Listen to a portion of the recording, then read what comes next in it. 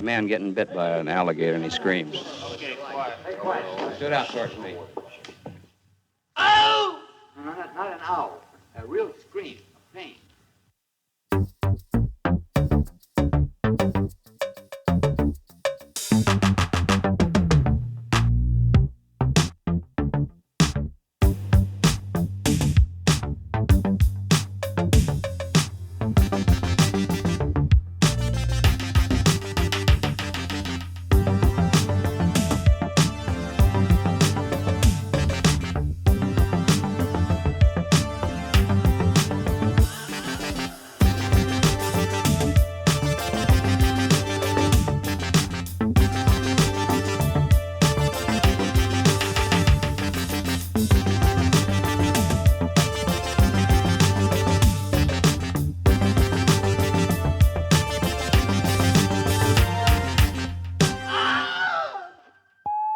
I know, right? Yeah. We are basically the same person, so whatever. Which is weird. Weird. I mean, what are you gonna do? Yeah, I mean, it's fine, right? I think at a certain point, I think at a certain point you just embrace it and just say, hey, here's where we're gonna be. Yep. I mean, I think you do have more gray in your beard than I do. Oh, of course, but not by much. Absolutely. Not by much. I think I like that you're sporting the cold weather fit for today's record. It's cold. Just to let people know out there that it's gotten, we finally hit it. Jesus, we finally hit September type weather here. I was gonna say like non-summer weather, right? When it drops to 50, and we're all like, "Oh my God, it's so cold! I forget how to drive in the cold." See, I grew up in Amarillo though, so it got cold there. It was we had snow most years actually. I don't think Amarillo is a real place, except in a George Strait song. Mm-hmm. George Strait, who was honored at the Kennedy Center last night. I mean, was it last night? That is truly the highest honor that one can get, and I'm kind of keeping my fingers crossed that maybe you and I can hit it next year. Yeah, right. I mean, before your boy DJ T has to leave office, right? Right. Yeah, we got to get there. We got to be enshrined with Kiss and Sly Stallone. And look, nothing against Kiss, but I mean, Anyway, I'm sure that's the only way we're going to be able to get to meet Kid Rock. He's turned down all of our offers to come on the podcast so far. So all of the zero offers, right? that we have reached out. Ba with a bod. Bang the bang scream. Boogie. Yeah. Okay. Should we talk? I mean, constant. That's the epitome of write good music, right? That is. It's either that or the duet he did with Sheryl Crow, right? So, but regardless, yes, I think I think Kid Rock is the apotheosis of great American popular music. When all things end, and the books Kid Rock will remain. Well, no, I'm saying when all things end and the books are opened and we look at who the number one thing was at each section, I think Kid Rock is going to stand atop of all musicians that ever put a microphone to mouth. He will be in that Mount Rushmore, right? And Ba with a Ba is going to be the song that takes us out forever. It'll be the end of us. As we'll get to, right? When the great plastic sphere is punctured over this world, Kid Rock's music will play us out into the afterworld. It's only fitting, right? It is only fitting. Oh, yeah. Okay. Anyways, welcome back, Screamers, to another episode full of our psychosexual hallucinations. On today's show, we take a look at one of the solo-Safdie films, The Smashing Machine, the latest from Yorgos Lanthimos, Bugonia, and another early alt, the perhaps forgotten film, Images. It has to be, right?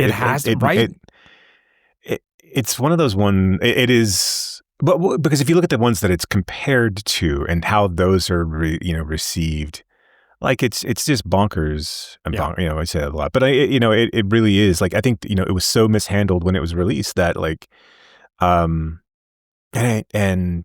it, it just had to be kind of a reoccurring theme with Altman of like, why aren't you like? I think so. But we will get into that. We will get into that, Jason. But before we get into that, you had a couple of other things that you wanted to get into. Yeah, what were they? I know that Netflix was. Okay. You wanted to talk about like Tarantino and Netflix. So where do you want to start? What is the Wilhelm news you can use? This just in. Netflix is going to buy Warner Brothers. Kind of a dick, yeah. For 80.2 million billion jillion gazillion, all the money in the world. So I think it's 72 billion is the figure that's been mooted, and there's also, and this is interesting, I believe there's a $5 billion penalty fee if they don't go through with it, which I don't think they're going to go through with it. I don't think they're going to either, and I think that. I think this is all kind of a ploy to make sure Paramount doesn't get it. I think that was the entire key. I think that was the reason they put a bid on it. I think that's the reason they knew that they did like $5 billion to them is just another nothing, shitty right? Zack Snyder movies. Like, so they can stop making Zack Snyder movies. Cool. Well, I think there's also another reason that they did this, right? I mean, I think you're right. One, it's to kind of like throw off the Paramount thing, but also Warner Brothers, HBO Max, et cetera. They are Netflix's third like competitor, right, in the streaming wars. So it's Netflix, it's Amazon, and then it's Warner. So if Netflix can tie up Warner for a year with red tape and bureaucratic bullshit, right? With this merger that's never going to go through, it can really hurt them as a competitor, right? If you have something in production or in the works, it's going to be a lot harder to get greenlit from Warner Brothers at that point, right? And so, one would think, right? Yeah. And $5 billion to Netflix at that point to really hurt a competitor after a year is nothing, right? Which is how fucked up is that we're saying those words. Right. Rather than put out actual quality content, right? Rather than actually, do the American dream thing and compete, we just, what we really do is we just tear people down and we prevent them from doing a good job, which has always been the American dream. Right? I was going to say, that's the real American dream. Is to fuck over the guy ahead of you, right? Yeah. Yeah. I mean, the American dream is not competition, it's monopoly. Right. But I will say this though, I know that we have kind of been the harbinger of doom in regards to like everything, I guess. It's pretty much everything. Yeah. Right. Yeah. But if this does go through,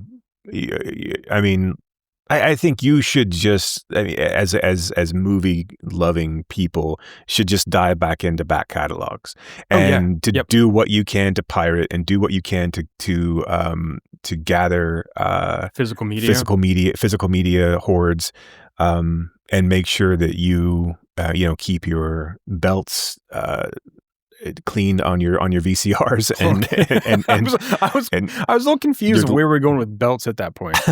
Your lasers sharpened for your DVD player, right, yeah, and make sure things don't get scratched and don't loan those discs out to anybody because the theater will literally, it'll be gone within like 10 years. It'll be gone because they'll kill it. I mean, they want to do it anyway.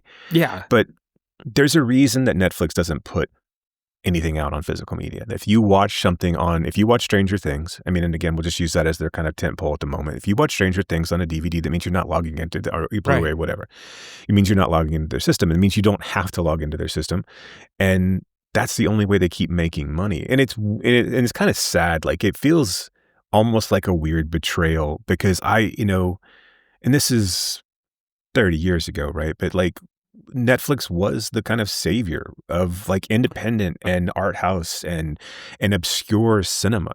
Like in the era of blockbusters killing everything, right? Mm-hmm. I mean, like in blockbusters doing this, Netflix was the only place that you could get, really any sort of obscure cinema or, and at all. It's so like disappointing that we've gone to this point where, again, you can't create good content to continue to let people subscribe, right? I mean, or to continue to encourage people to subscribe. What you have to do is hoard. You have to buy into this rental-based society where no one ever owns anything. But also not only that, you also then have to kill other outlets. Like there's plenty of space, and there's plenty of space for theaters and for streaming services to live, coexist. But you're actively killing that because you want those things to be released on your streaming service and immediately or close to immediately, and you have no interest in quality content. The art was completely dead. Like, and I'm not saying that everything that Netflix does is unartistic, because I mean they do hire people that have artistic intent and they do fund, but. And again, art is subjective as well. So, I mean, I'm sure there are people that like Rebel Moon. I don't know who they are, but I'm sure there's people out there outside of Zack Snyder's immediate family and people who worked on the film that like that movie or set of movies. I was going to say there were 2 of them, weren't there? But or technically 4 if you consider the director's cuts. But there's no. All you need to do is to generate pseudo excitement for the 3 days or 5 days of after it's released, so people will log in, right, and to keep their subscription going. And it doesn't matter if it's good or not. It doesn't matter how many horrible Adam Sandler films you churn out. Even and even in the ones you do, you're going to dumb down the content because you don't really care if people are watching. You just care that people are running that data through. So if they're on their phones while something's streaming in the background, you win. I don't care. They're not streaming something else, right? And so, I mean, this is as much as we've like kind of feared the shrinking release window. I think this is much, much worse. I mean, and I think because it just speaks to what we have been complaining about Netflix's output forever. Because it doesn't matter. And you're just going to get more War of the Worlds, right? You're going to get more. That was Amazon, to be fair. No. That's what I'm saying, though. I mean, like, again, as we go to all streaming, right? I know. And there's no, like, you can take a look at and again, you can say, well, whatever you want to say about the Duffer Brothers or Stranger Things. And again, I haven't watched the first part of the season because it's not really my thing, but like, there's discourse about how it sucks now, and like, and you were going to get that anyway, right? I mean, but there's going to be there are no stakes, right? There's no stakes for Spike Lee to make something good in Highest and Lowest. There's no stakes for Scorsese to make anything good in Killers of the Flower Moon. There's no stakes for. I mean, like, we can crap all over Coppola for doing Megalopolis, but hell, man, at least he put $120 million of his own money behind it, right? I mean, at least he took a shot. Yeah, it was garbage, but at least he really it was a swing, cared, right? And was passionate about it, and like it didn't feel like. I mean, as much as like, yeah, I didn't like it. Right, good for him for doing what he wanted to do, right? For putting that effort and that kind of love into that story. Because you had to. I mean, like, and that's the thing, is like having it only screen in theaters, right?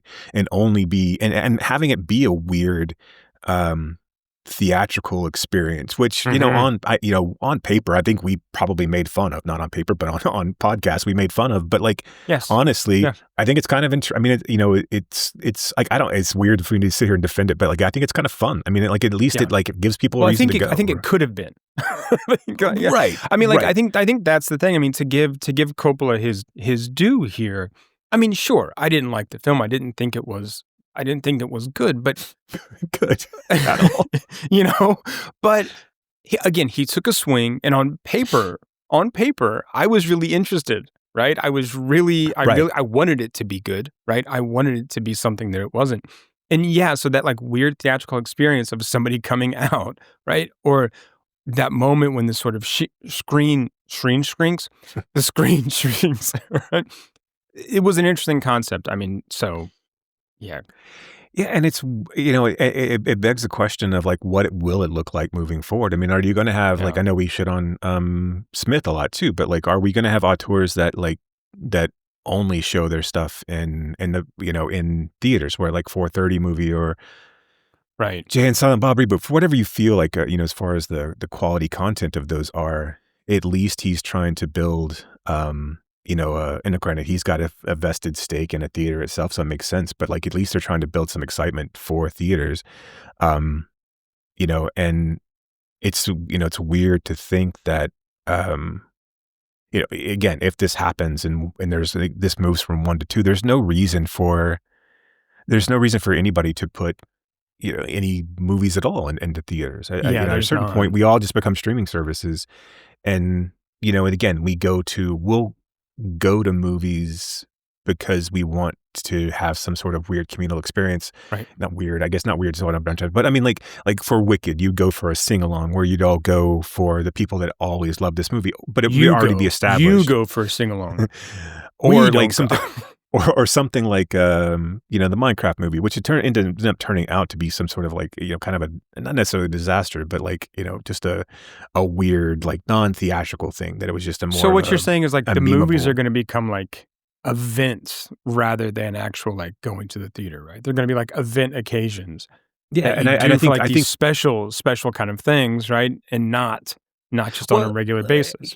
And not to crap on a cinema here in town, but I mean, it'll become something like the Rooftop Cinema Club, right? I mean, like you'll go see Love Actually at, not necessarily, we're not Rooftop Cinema Club, but I mean, you know what I'm saying? Like Rooftop Cinema, where you go to see Love Actually, you pay $20 to go see Love Actually in some sort of thing, or you'll go to Cosm and see some sort of interactive, something you've seen a million times, but they're going to present it in a slightly different way. And it's almost going to become like spherified.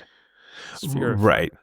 Yeah, and so some sort of like 3D remaster, or some sort of whatever. Or they're going to show all 3, Lord of the Rings, or all 20 Marvel movies at the same time. I mean, and then I think you'll have it's like a master cut of all of them, just like. Right. And if you're lucky enough to live in a big enough city that, and again, we should, but we don't, that has a nonprofit repertory film house, then you might get that, and it'll have its ebbs and flows, and eventually it'll probably die out because people won't care after a while, right? I mean, like and yeah, I mean, if nothing else, like why, there's no reason for, I mean, aside, our government exists for partly to stop things like this. There's no reason that this should be allowed. There's no reason to cut competition like this. It's not like, well, I'm trying to figure out how any of these companies buying Warner is going to be legal. So, I mean, so even if Paramount buys it, I mean, like, I don't know how much interest, to be honest, Paramount has in keeping stuff in theaters either. I mean, I feel like everything is looking at this. How do we increase this model of streaming? How do we perfect this model of streaming? And I can't see, the field, the Teal boys kind of, I mean, really caring about the Warner studio, right? And not just kind of using it to kind of like gut it and build their own sort of like, then like Paramount catalog or repertoire, right? Right. So, I mean, but either way, I don't know how either one of those is legal. Right. And then to what end? I mean, like, is it just, it's more, it seems more to like keep content away from people than it does to actually get them to more content. It doesn't seem to be building up your library. I mean, like, there will probably be, and I think this is kind of a weird thing to say, but there's probably never going to be another physical media format generated. Right. No, you're probably, right. Right. I mean, like 4K will be the end, because outside of the boutique Blu-ray places, outside of the boutique labels, there's no one that's, and those guys aren't driving the technology. So unless, and again, how much of you, like, the only reason that it would potentially exist is because your displays would become better. But even then, like, as much as people say, like, oh, I've got this great setup at home and I could do all this, like if you're streaming stuff, you're still limited. Right. It's just, you just don't like people, and that's cool. I mean, I get it, but like, that's not simulating that, you're just removing things from the theatrical experience. You're not really, you don't have $30,000 projector or $100,000 projector in your house, and your screen's never going to be as 4-foot big screen. or as good, right? And the sound system's never going to be as good or as big and immersive. So, yeah, stop it. But yeah, I mean, like, but again, this is probably the end. Like, and again, the only thing that would drive something that another physical media format is something is if TV sales or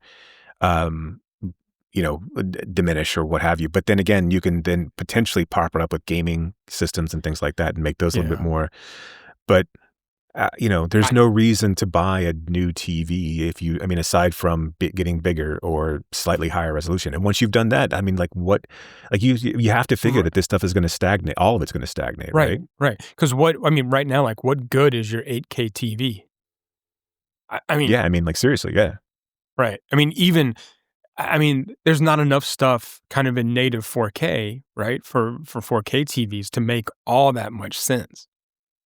No. I mean, not everything coming through, right, is broadcast in 4K. You'll get some things, right, but not everything. Right. So, at that point, to be fair, the human eye is only so right. It can only go so far as well. Yeah. Right. Yeah. So unless you're projecting an immersive experience around, if I can step into Goodfellas and like look around and do a complete 3D view of it, maybe that's different. But if I can actually do the walk through the Copacabana, right? Then yeah. Right. Okay, all right. If I can lay out my dream of being Lorraine Bracco in a. All right. Do you want to talk a little bit about your boy Tarantino's rants? By the time this comes out, like everyone will have already talked this to death. But yeah, I mean, I do kind of like. I just don't get it.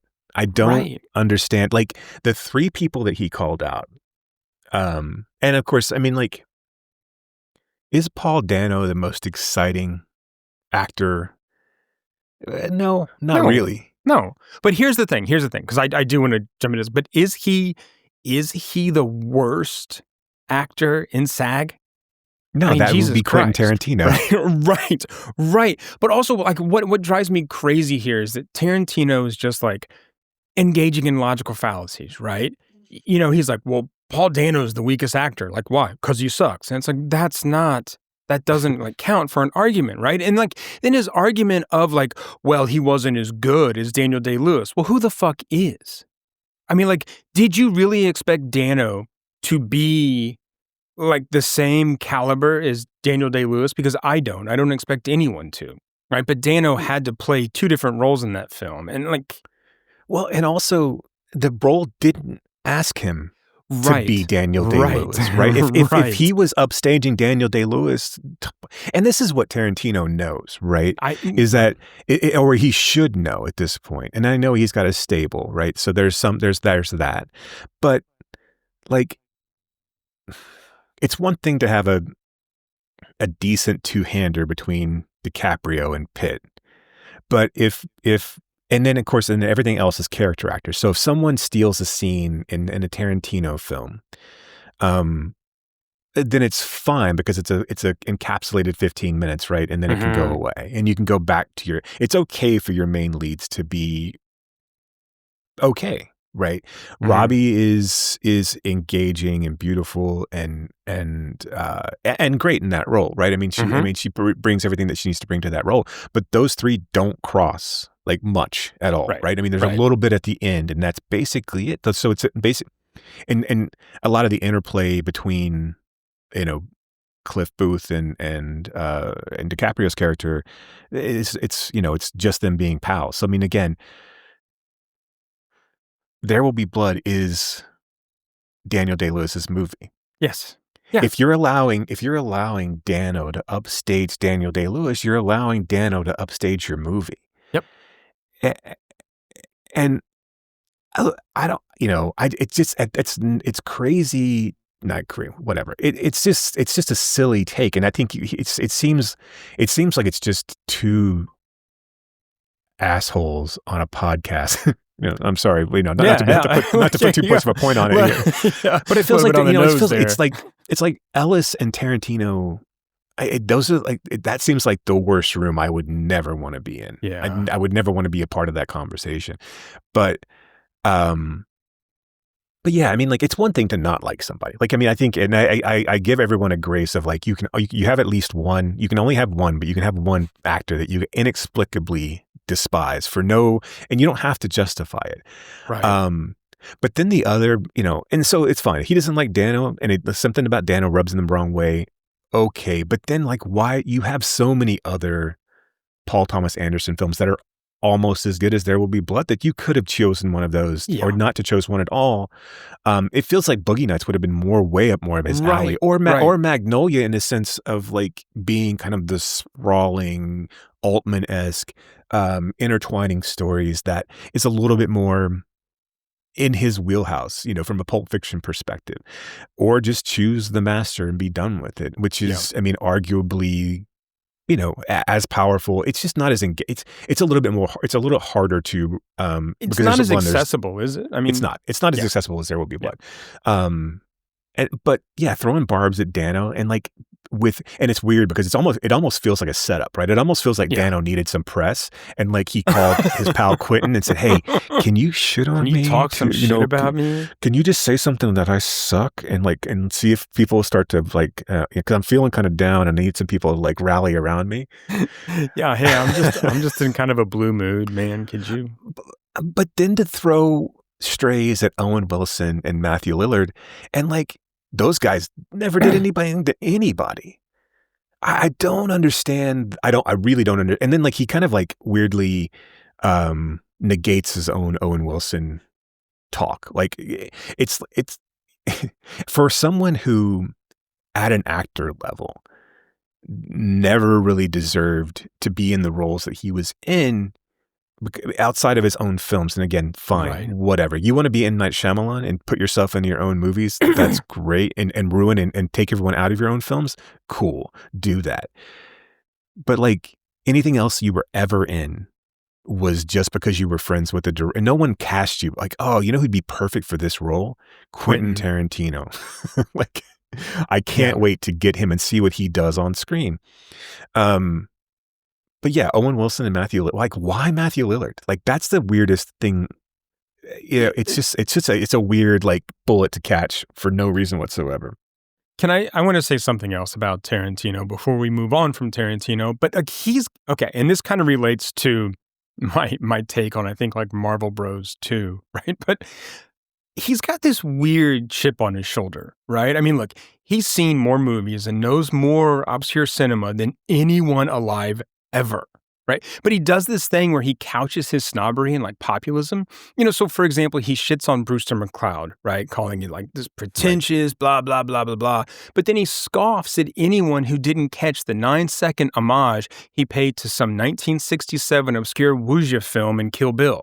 Right? He's like, what do you mean you didn't understand that? And this is like, and that's the overlap with like the Marvel fanatics, right? Where they poo-poo the art house type films, but then get upset when you haven't read Avengers number 147, where it turns out Steve Rogers is actually from Jupiter.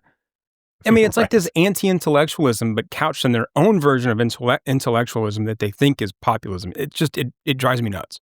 But it's the easiest way to do gotcha, to be that guy, right? It is to say, oh, you didn't notice this Easter egg that I put in here that I clearly wanted to be obscure and that I didn't call out so that I knew you wouldn't call it out, so then I could call you out on it. Go fuck yourself. Yes.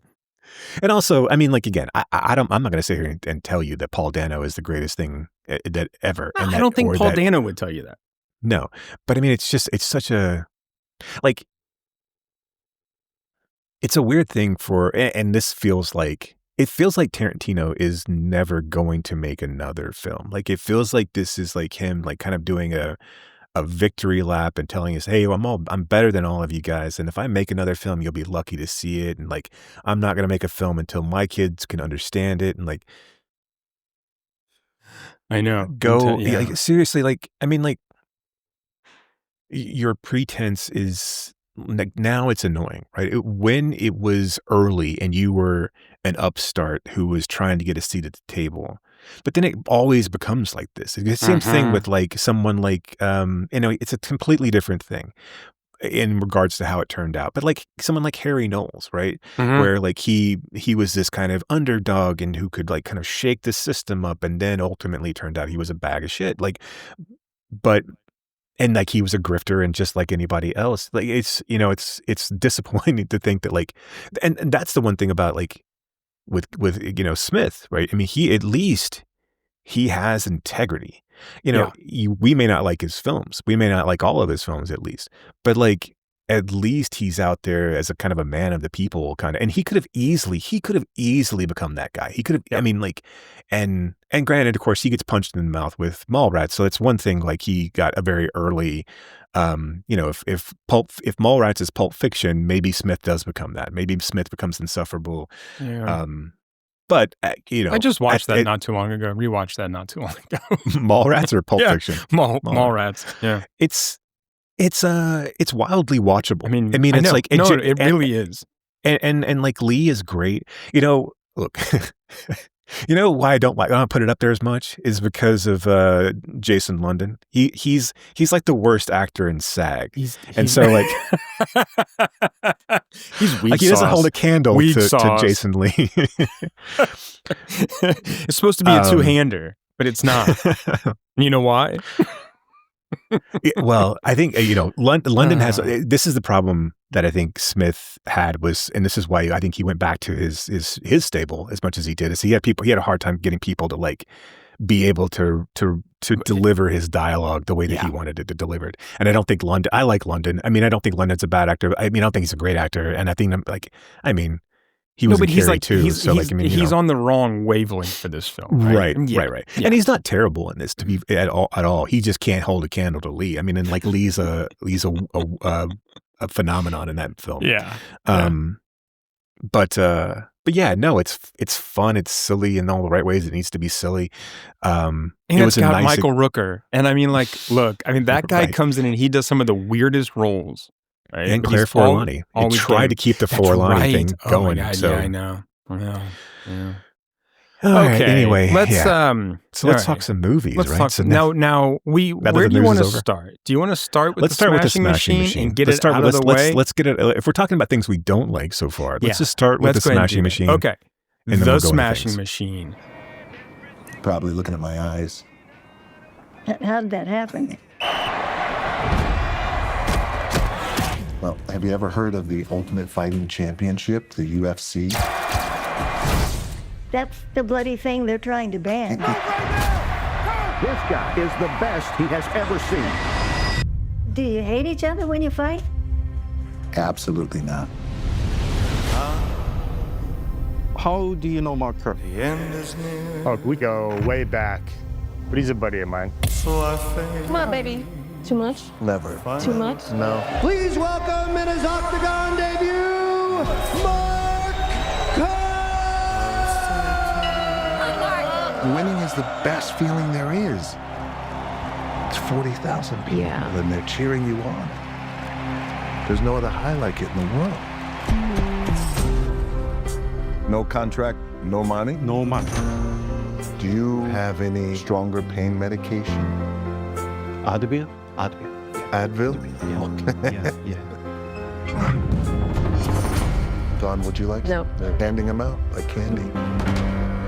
Let's all get in. Everybody get in. Yeah, Don, can you take this picture for us? Yeah. What are you thinking at the beginning of the fight? It's simple. Am I going to hurt him before he hurts me? Yes, there were times, I'm sure This Grand Prix to crown the greatest fighter in the world. He has come back from the brink. Let's see if he can pull out a victory over Mark Coleman. Have you spoken to either about fighting such a good friend for a life-changing amount of money? I faced it all. I just need you to let me in. I took the bull. Always about you. Only about fighting you. Let's fucking go.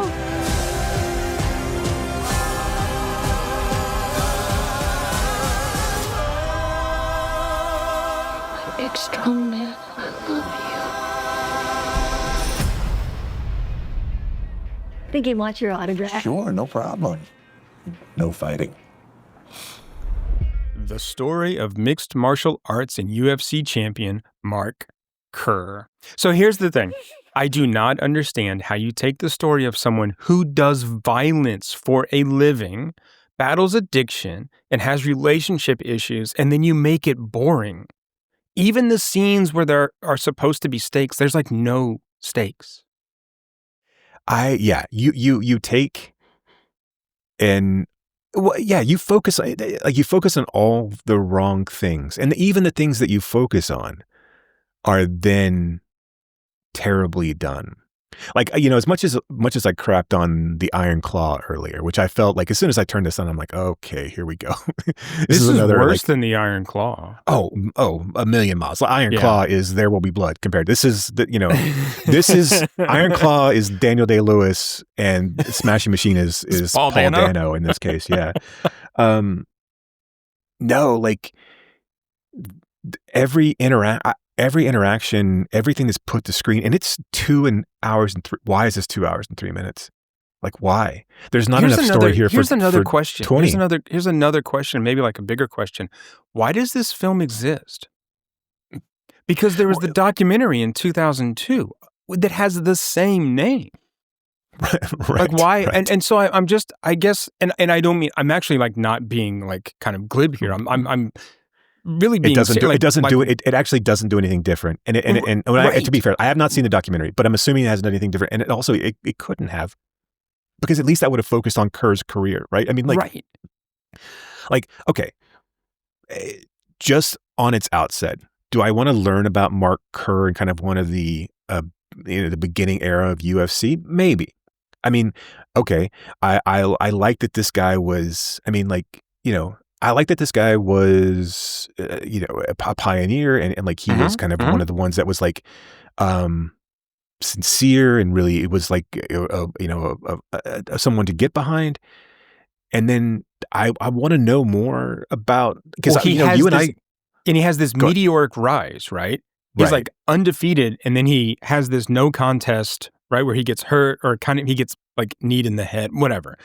And then he kind of has this fall from grace, but like, does he though? Because it doesn't really, we don't see any of that, right? Like at all. No. And I think that's the thing that we're not seeing. So if this is supposed to be a kind of like, boy, like burn hot and bright right out, and then kind of has this like collapse, like we get none of that.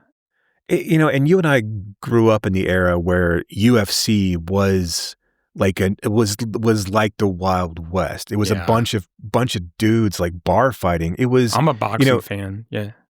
I mean, but you remember though, right? I mean, it was right. That it was just like, and this is even like before Butterbean. Like you'd watch these fights, and there'd be one dude way overmatched on another dude, and like that dude would just get like murdered. I mean, it was just it was awful. Yeah. So like to understand like how UFC became about, and put that on the back of Mark Kerr's shoulders, and watch this story, that'd be something I might be interested in seeing, right? I mean, but like this, we start off at we kind of gloss over the important, or the seemingly interesting part of his career, to dive into, okay, he's fought, he gets no contest after a rule change, he goes to rehab, and then he comes out and he loses, and then you tack on and all these guys, now UFC fighters make millions of dollars, and they're paraded around, and they're superheroes, and Mark Kerr's buying groceries. That wasn't the story that you told. I know. So like, why did you put that at the end of the movie? Like, right. Like, why do we have that cameo, the real life Mark Kerr in the grocery store? I'm so sick of those. I mean, again, all props to Mark Kerr. Like, I mean, like whatever. Like, I mean, this is not about Mark Kerr. It's not. But I mean, that's so like, and it's so drawn out. Like it's almost like if Scorsese had to put the real Henry Hill at the end of like Goodfellas, right? Yeah. Which I'm sure if he made the movie today, he would. But but as I'm throwing strays over here for no reason whatsoever. Scorsese's at home listening, going, "Jesus, what the fuck did I do?" People are backing him up. Scorsese's one of the greatest films. I don't know what these guys are talking about. Neither do we. But it's fine. like one. Yeah, so nothing about this is the fighting. The fighting is not interesting at all, right? No. I mean, like, there's No. nothing engaging about the fights that are being shown. At least not the way they're filmed. I don't understand any of the choices this film makes. I don't understand what what Dwayne Johnson is actually doing in this. I don't understand his mannerisms. I don't understand his voice. I understand that he doesn't want to be The Rock in this. I understand that he wants to be Dwayne Johnson and potentially get nominated for an Oscar. But like, this feels like, local theater. Like, it doesn't, like, it feels like, it feels like he's trying to emulate Mark Kerr, and he's not good enough an actor to emulate someone like that, where it comes off as like this weirdly stilted, like every interaction. And maybe it's because like his physicality is so odd compared to everyone else's. Like, he's such a behemoth. Like, when he's talking to normal people, it just feels like, why am I watching King Kong like in an actual drama here? But I don't know, man. Like, his delivery is so off-putting, and then like everything else is staged like a weird, benign soap opera that I mean, like, it's 55 minutes in this movie, and you're like, I thought I've been here forever. Yeah, go ahead. Sorry. I completely agree that like I'm watching The Rock and I'm like, okay, why are we doing this? And I'm assuming it's because this is how you think Mark Kerr like sounds and behaves and acts. But here's the thing, right? Going back to the beginning about a guy who does violence for a job, right? My dog is angry about this film. She watched it with me and she was just like, why? Why are we doing it? I'm like, I don't know, because I have to. I don't get paid for this, but still, it's a job, right? So he does violence for a living. He has addiction issues. But there's no darkness in this film. Like, we never dive into that psyche, right? We never dive into those things. We don't see him in rehab. We see him cry in the hospital, and then he's and collapse off to rehab, and that's it. Like, I feel like as much as we bemoan biopics and the kind of like the very walk hardness of them all, of like, here's the, you start off here as you're young, you're poor upbringing, and then you start to do drugs, and then you go to a dark place, and then you recover. As much as we like, I hate all that, this movie needed all of that to make this interesting at all, because it just wasn't. Right. I mean, this takes 3 years of this guy's life, basically, and that's it. Yeah. It's just, I feel like Emily Blunt is like, I can't pull anybody into a good performance here. Okay. We have like her, first of all, her what a waste of her in this fucking film. Right. What a waste of her. But also, her character is treated like shit by this script. Right. I mean, Jesus Christ. Look, I mean, I don't know the real Dawn Staples, and I know that like after 2015, they weren't together apparently. But man, she is treated like she's just the worst woman in the world, that everything she does is like, the reason for anything bad that happens to this guy. It's ridiculous. Yeah. Yeah. It's crazy. And like, yes, I don't know. It's again, I don't understand any of the decisions this film makes. I don't understand why you populate it with UFC fighters that clearly aren't actors. I mean, like, God bless Ryan Bader, but he's to The Rock's Daniel Day-Lewis, he is Paul Dano. I mean, he's like, weak sauce, man. he's total weak sauce. And like most of the other people in this film, like, I feel like it tried to go for some sort of like cinema verite from the way that it was trying to be filmed as well, which was god awful. I can't get over how bad the cinematography and like the blocking, and I know it was on purpose. I know that's what they were trying to do, and it did not work. This idea that we're going to be watching Mark Kerr from the ringside, but like there's a moment like at the very beginning where Kerr is injecting himself with with the opiates, and like the camera like zooms in on his arm, like on a veiny arm. I'm like, why are we doing that? Like it doesn't, what are we adding here? Why is that camera movement a part of this? Also, if you're going to show Mark on opiates, show him on steroids too. Like, why are we glossing over certain parts of his life? And it's again, I don't understand anything about this movie. And like, aside from this being a vehicle to like potentially get The Rock and out of action roles and into something more serious, which he's done in the past. I mean, like, he's done comedy, he's done other roles. So it's not like he's, completely limited in what the choices that he has. I almost said the Tooth Fairy, but I think that was Vin Diesel. That was Vin Diesel. Yeah, yes. Yeah. Right. And okay, so like, the most impressive thing that is in this movie is The Rock's transformation and the hairpiece, and that's really about it. Yeah. Like, there's nothing else to this. And like, again, it goes on for so long that, by the time that he's, again, we focus on all of the losses that he, and I really truly don't get it. This movie does not tell the story of USC. It doesn't tell the story of Mark Kerr. No. And we are left with just kind of sitting here for 2 hours thinking, okay, I've finally gotten to the point where I don't see The Rock and I see somebody else. And even then at the end, and he shaves his head and then he looks like The Rock again. So like, it feels like it's just Mark Kerr turning into The Rock, right? I mean, yeah, that's what this movie was. It was like a reverse biopic. It was and Mark like, Kerr becoming The Rock. As much as we talk about studios spending money, like $40 million for this, like, one, why, and two, why? Like, where did it go? Right. Because, like, what? I mean, like, you had to have known that this is like, The Rock is not that big of a star. I mean, aside from, not in a movie like this, in large movies, right? He hasn't really carried a movie where he can, that outside of IP, right? Why would you? You couldn't have thought that this was going to make money. You couldn't have. No. And again, I know we talked about. I said this last episode, and I'm going back on it about how much. But it's not about the box office. I don't care that it flopped. If it was a good movie and it flopped, it's a different story. But like, why are you like, one? What did you spend the $40 million on? Was 20 to The Rock, or was 20 to his steroids so he can transform? Like, I mean, like, I don't understand. I don't get it. And nope. Neither does Marcy. I don't ever want to have to watch this movie ever again. No, and this movie will disappear. Like, it'll disappear to the. And it's funny to me. Like, it's funny that, and I know that there are A24 fanboys that will buy anything, but it's funny to me that this movie has merch. I do think that I think it was smart for them to sell the Mark Kerr face shirt. I think that was. They sold another sweatshirt for like $80. Of course, all A24 stuff is expensive, but like $80. Like, everything's that Nautica expensive. Sweatshirt. Yeah.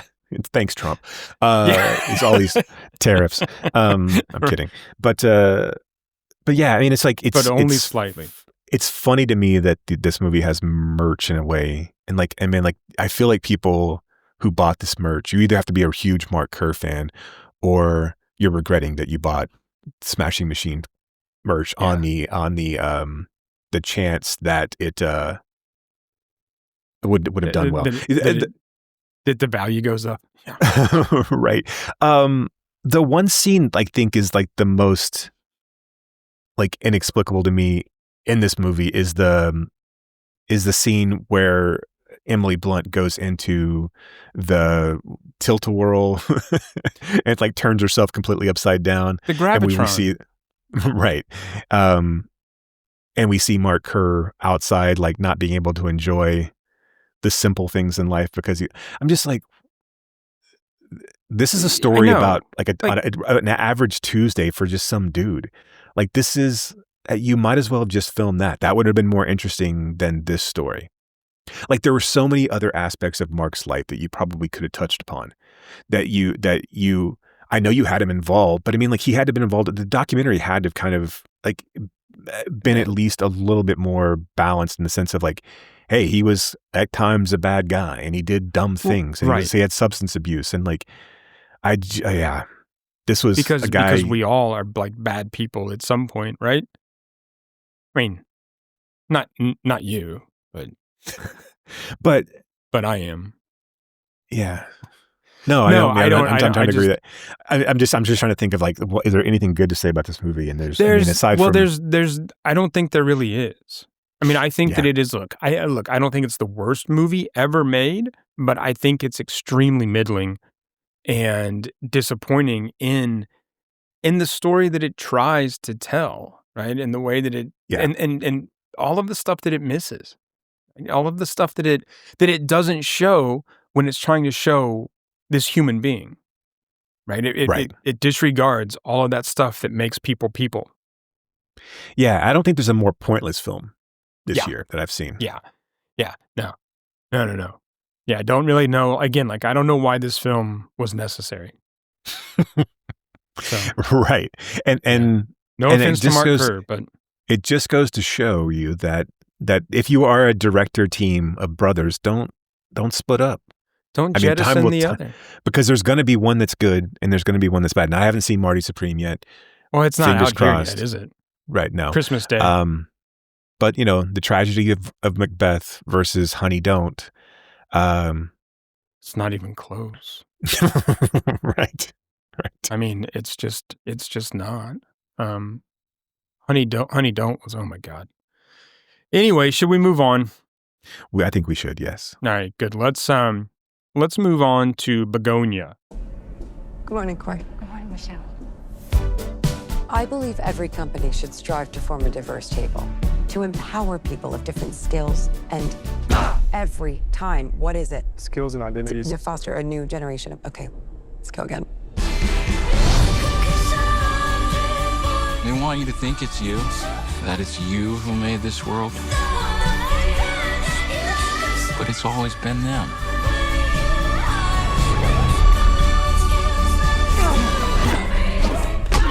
All we've lost, all that's been done to us, we're setting that right again. Greetings. Welcome to the headquarters of the human resistance. Where's my hair? Your hair has been destroyed to prevent you from contacting your ship. What ship? Your mothership? Okay. In the next 48 hours, the police and the FBI will begin a statewide manhunt. I'm a high-profile female corporate executive. I am crucial. In all humility, I can say that. Think of it like you abducted the governor, but worse. There is no possible scenario where you benefit from this incident. That was really good. My pulse is racing right now.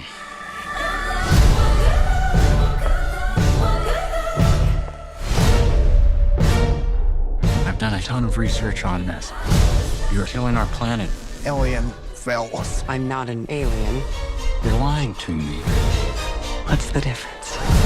You know this is crazy. You know this is wrong. I know who you are. I know what you are. I know you too, Teddy. It's fine. It's cool.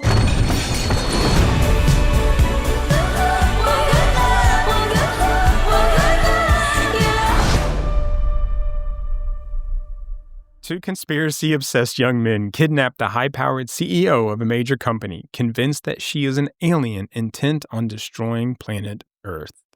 I really like this title, right? This idea of like new life coming from rot, right? Something beautiful and harmonious, right? Rising up from a corpse of some kind, right? And I mean, it kind of raises the question of like, what are we doing to each other, right? What are we doing to the places we live and sort of the resources we have?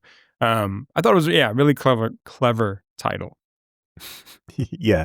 I really, really dug this. And like, if we live in a world where,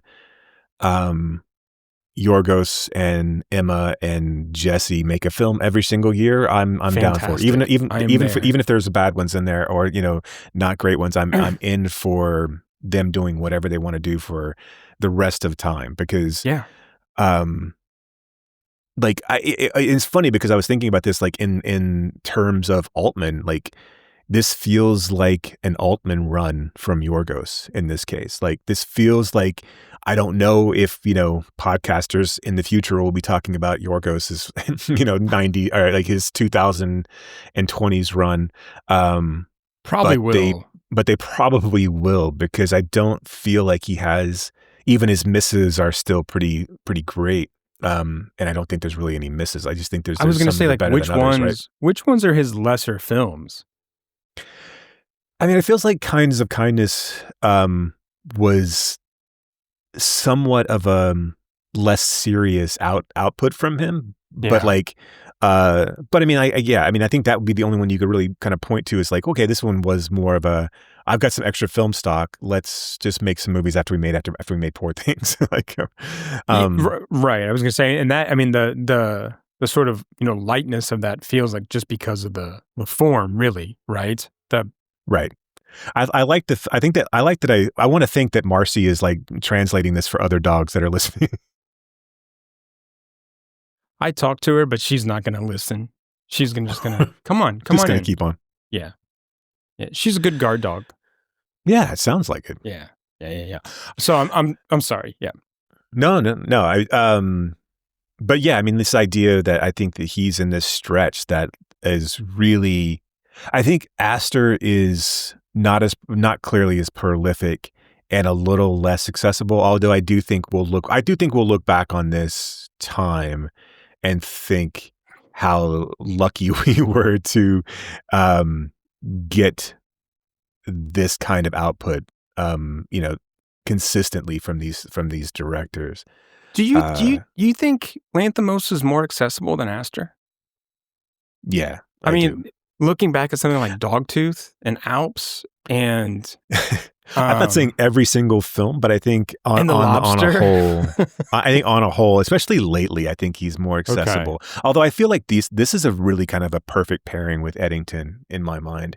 I think because I think this film, I think, Eddington, you can kind of complain that it's a little too on the nose, but I don't believe that it is. I think people that believe that it's too on the nose believe that it kind of strikes too much of a middle tone when it's clearly talking more about one thing than another thing. And it's just really kind of pointing out ineffectual liberalism on that other thing that they're talking. I mean, like less than it is calling out, MAGA United States, that exists today. But so I think this film is an interesting, pairing with that as we get these ideas of like, men who are literal incels in this case, who are, internet obsessed and rabbit hole obsessed and then having it all, or at least a lot of it be true, I think is, or the parts that are inconsequential be true. I think one of the things that this film does that I think, it's so easy to kind of overlook because I think this film is so much fun to watch. I think this, there's a couple things going on that I don't want to touch on, but the one thing that I think really kind of that we gets to the crux at the end of this film, and of course, if you haven't seen it, stop the podcast. Welcome back, and thank you. And now that you've seen it, congratulations on watching Bugonia. Is that the ending here, right, where she is actually an alien and the Earth is actually flat, and that all of these things that they feel are true, all these conspiracies that they thought, that they were trying to convince people of, were still the wrong things to focus on, right? This, I think, I have not seen anything else really talk about like this idea of like, okay, all right, if what you say is true, if Pizzagate is what's, or this or that or the other, whatever kind of thing you want to pinpoint. If it's, again, if COVID, the vaccines cause autism, all this kind of shit, like, right. If it's true, what does, outside of some sort of like, you're smarter than everyone else and that I can kind of hold this over people's heads, what's the point of you having that knowledge? Right. And so I love this idea that, the Earth is flat, but you're missing the point is that we are not working together and humanity is doomed and that we're destroying the flatness, we're destroying the flat Earth anyway. That, our inherent nature is, and that these overlook, and again, you can debate this story, right, in regards to like who are the good guys and who are the bad guys, but this idea that the overlords, or that God was a seeder here, that was an accident. I love the way that they they interweave the Noah story, you know, and like Yeah. and then how also that, you know, living on this, you know, living on this boat for centuries also then corrupted the gene line, and And we that's got exactly like our ancestors. right. Well, this is what I mean. I just want to like insert something, but this is, I mean, the thing that I love so much about this movie is how Lanthimos and the screenwriter fuse together the languages of conspiracy and capitalism, right? Right. And shows us how these CEOs and like tinfoil hatters are actually in constant conversation, right? At least thematically. Right. Because it's just, I mean, like, there she is, right? This sort of alien who is the epitome of late stage capitalism. Right? And these things are just intertwined. And again, like, okay, you're right, Jesse Plemons, but yeah, again, we're focusing on the wrong thing. And the other piece of the puzzle, I think, for me that really like was, and what separates this film apart from its predecessor, and I'm not talking about Eddington, I'm talking about Save the Green Planet, is that you know, his cousin's character who's autistic, that utilization and kind of weaponization of mental illness, and then like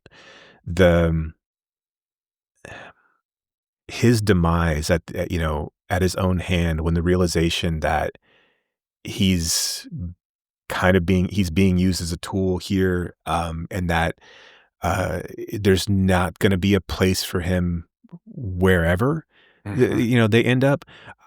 I find like this film is so funny in ways and so tragic in like in others, and when he takes his own life, it's like the film almost does it a little bit of injustice because it's so violent and so graphic, and the viscera is so much on Emma Stone's face that like, but that moment, like I hope that actor gets a Best Supporting nom. I don't believe that he will, but I think it's deserving because I think he is brilliant in that role. I mean, he's like really it's just good. He's so good, and like he's so natural, and like it's almost a surrogate for the audience in the sense of like, this is all so crazy, and I don't want to be chemically castrated, and I don't really truly believe that she's an alien, and I just want to have humanity here, and all of it around him is just is completely ignoring that. Yeah, and I mean, he's that symbol of innocence, right? Of something that, like, you know, something that could come out of this, but yet, yeah, he almost has to be destroyed for the film to work, right? Right. The one thing and that funny and tragic is Lanthimos' film. I mean, that's sure. Yeah. Right. The Stavus character, I have the hardest time kind of wrapping my head around where he sits in the storyline as a whole. No. I think that kind of foreboding, you know, I don't know what the word I'm looking for is, but like this nervousness that exists around his character and what he could have possibly done to Plemons' character at some point that potentially drove a lot of this. I'm sure there's a metaphor there that I'm potentially missing in this case.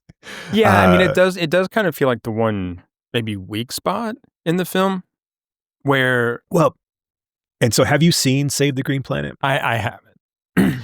So it was made in 2003, or at least it came out in 2003, right? And it is very much Oliver Stone directed Mountain Dew commercial, and you know, I'm talking about U-Turn Oliver Stone, right?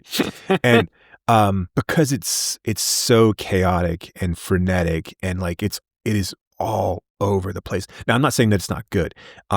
It's actually quite a bit of fun, but it's also like one of those things. Like, I think if you just watch Bugonia and you go back and watch Save the Green Planet, give it some space, because like watching them back to back, one, knowing the reveal, and I think if you had to watch Save the Green Planet and then kind of gone into Bugonia, like what I really liked about Bugonia was that I didn't know where it was going at any point in time, right? I did not truly know if, it kind of felt like Beau was afraid. I had no idea where this was ultimately going to go. And like, I didn't know if there was going to be some sort of like, big reveal, or if there was going to be some sort of like just end and like we don't ever find out. And that's kind of how I figured it was going to go. I loved how it ended. I loved all of that. Yeah. But having known that, I think would have taken away a lot from having known how Save the Green Planet had it ended, because they end basically the same way. Now, they're a little bit different in the sense that Save the Green Planet, if you haven't seen Save the Green Planet, stop the podcast. Go watch. And welcome back. If you haven't seen Save the Green Planet, the ending's a little more doom and gloom, like the entire Earth gets blown up rather than just turning it back over to the elements. But and it's a little like the alien character who's a male in this one is a little bit more aggressive in the sense that like he's the one who kills the companion. It's another lover sort of, not a cousin. And he ends up killing the cops end up killing the Jesse Plemons character. But the movie, like it's broken out into like really, it's another 2-hour long movie, but it's broken out in its parts where you get the Jesse Plemons character, like you see his kind of flights of fancy play out in his head, how he perceives himself or how he wishes he was in real life. And then but it also focuses on the cops. So there's a whole, let's go find the kidnappers aspect of it, and so how that plays out, how that cop who gets eaten by bees, essentially is the same thing as Stavros. It plays out a little bit differently because he's on the cusp of finding out, but it's never like, there's never any sort of nefarious like interaction between the two outside of, we figured out who you are and we figured out what you did and I'm going to come and arrest you because that's what I do as I'm a cop. And so this Stavros piece is more, obviously feels like, well, he either molested him at some point or he had some sort of, or he let him get, who knows what actually happened. But, Stavros feels some sort of guilt towards mistreating Plemons' character. Yeah. I mean, let your imagination run, I guess.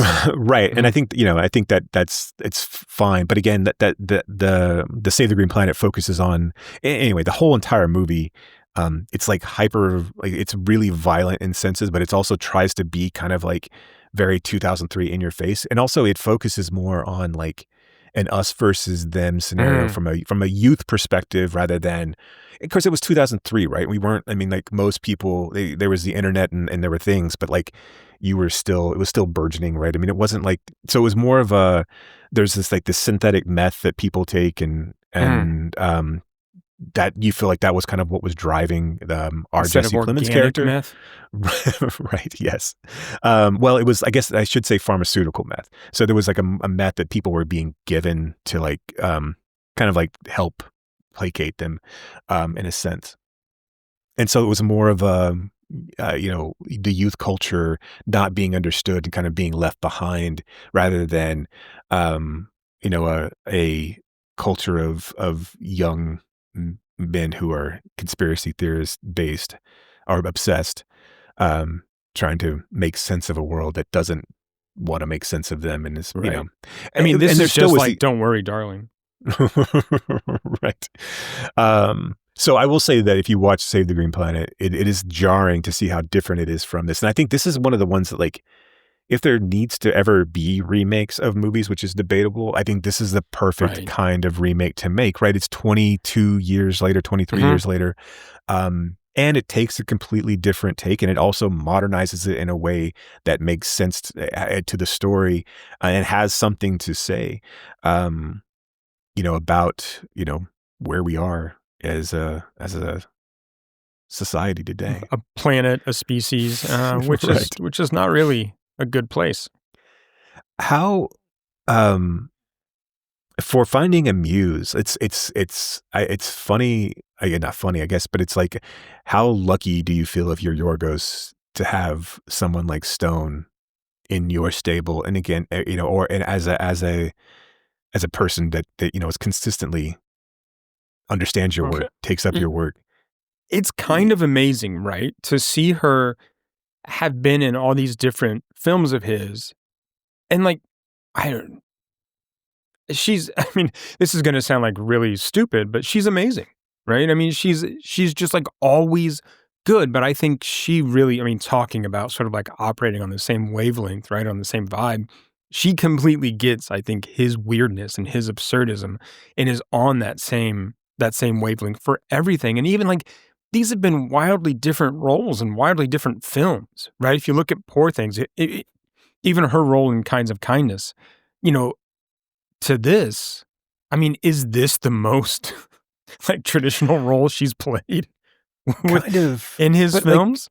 But I also feel like weird. this is right. I also feel like this is like there's no reason that she shouldn't be nominated and win every single year. Every time. I mean, like it really is so. I mean, like, and I guess you could argue leading versus supporting or what have you, but like every time she should be. I mean, this is Meryl Streep type, dominance category. Yeah. Like, yeah, it's crazy how good she is in this.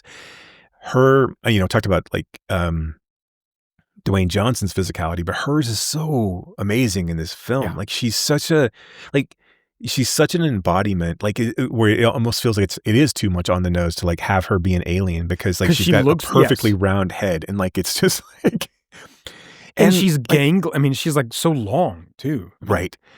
And like the way that I don't know who did the makeup on this, but putting her in, where she's got blood all over her face or cream all over her face or she looks amazing this entire, and she knows, like, she plays this role to perfection. Oh yeah. Like all of the nuance, all of the ways to balance out the different, levels of this role to make the audience still feel like they're with her, that they're with this, millionaire CEO, but also like to understand where she's coming from, to kind of like to flip the switches when she goes through and sees all the research, right, and starts to become angry about him killing Andromedans.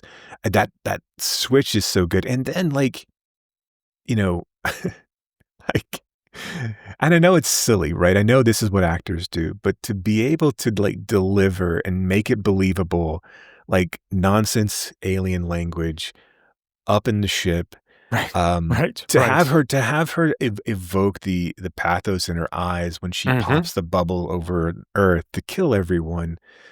I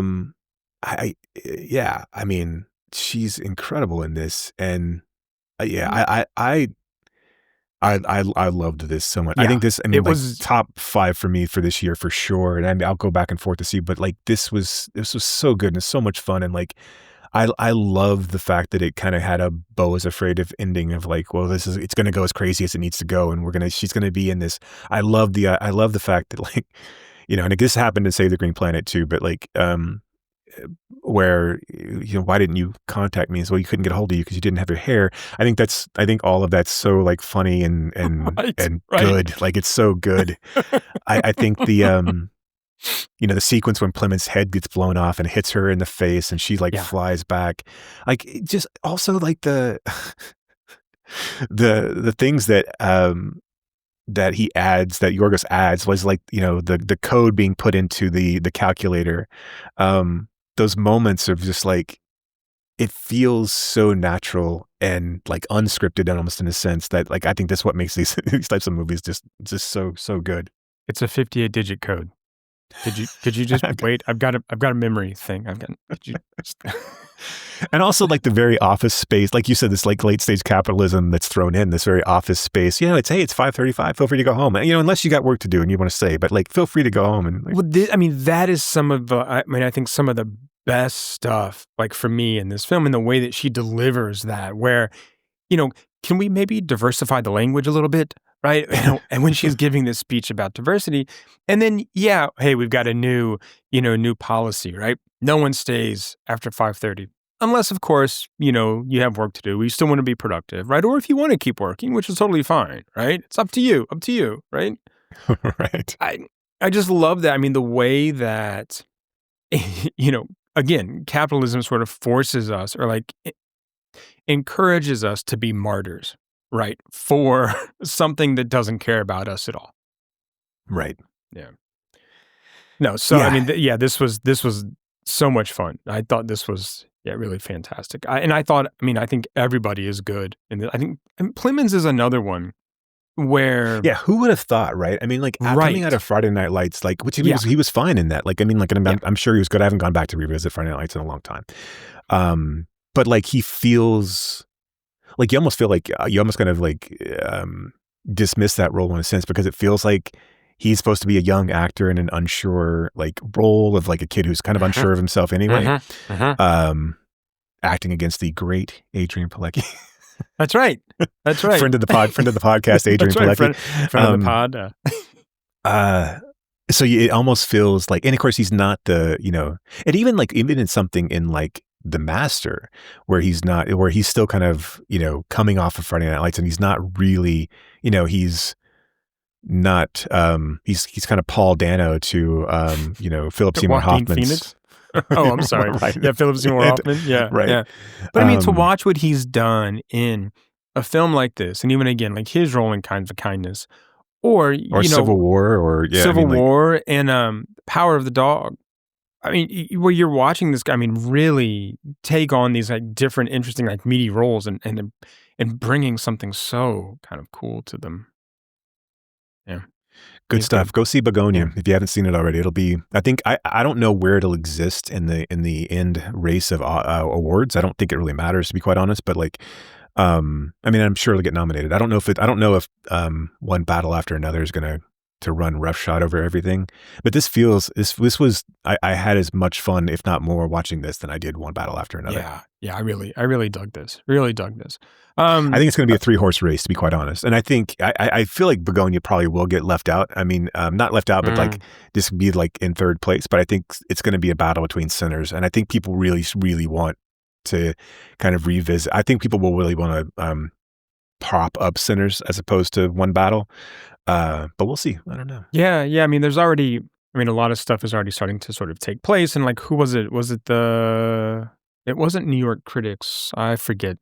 There were a few bodies that kind of had, nominations or awards. And Sinners was conspicuously absent from a lot of them, which I don't get, but I don't think that will be when we come down to the big ones. So yeah, let's fingers crossed. Fingers crossed. What? No, I said for everyone's sake. Otherwise, there's going to be, there's going to be hell to pay. I'm just kidding. There's not. No one's going to care. Because I mean, there's vampires. So right. And cultural appropriation. So, okay, let's dig into this Altman film, which I think was like new for both of us, which I'm really interested to talk about. So this is Images.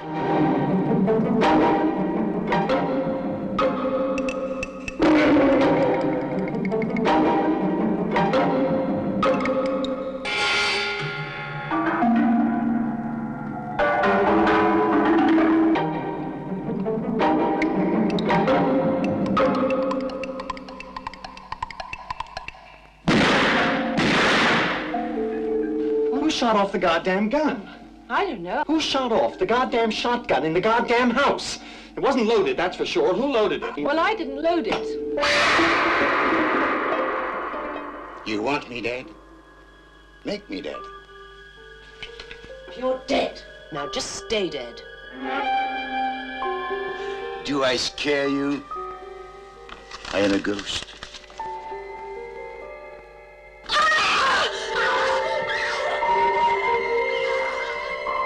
Did you call me just now?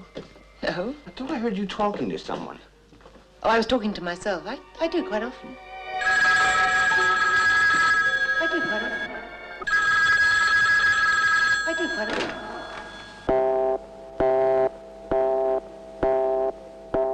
At this moment, old Hugh is with a girl.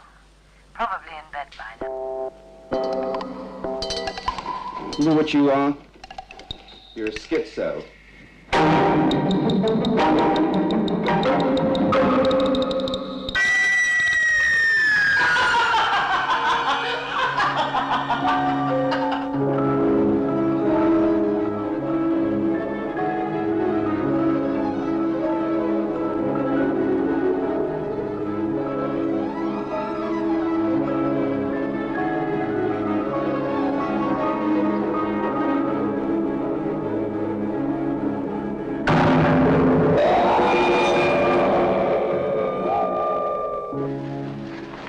father's girlfriend.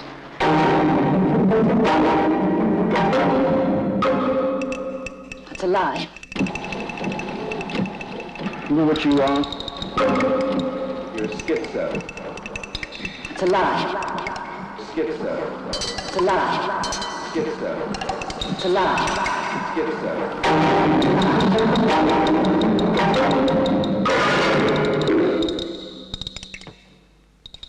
I'm not going to be able to finish this puzzle. There's too many pieces missing. They should be there. I know where they are.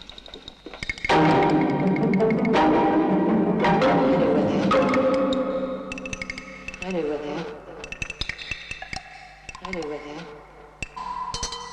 I know where they are.